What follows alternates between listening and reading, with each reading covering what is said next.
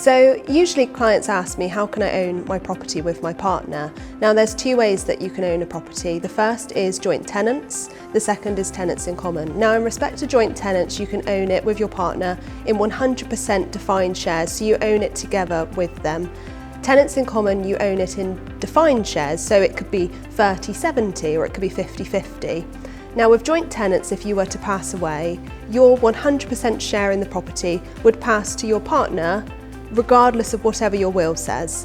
Whereas if you own a property as tenants in common, your defined share would pass under the rules of your will or the rules of intestacy.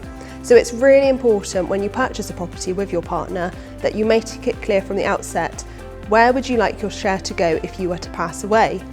A usual principle that the court will apply with any case for property disputes is they would follow the legal title. So if the legal title says that you own it 100% with your partner, then usually they would apply the proceeds of sale to be 50-50 divided equally.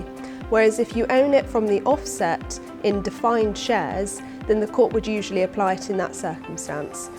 If you want to own the property 100% with your partner or defined shares, we would recommend that you do seek legal advice about whether a cohabitation agreement would be applicable in your circumstances, or potentially getting some advice about a declaration of trust. So what I would usually say to a client is get some legal advice about your circumstance, because every circumstance is different, and always consider the unfortunate event of a death or potentially when you do separate with one another.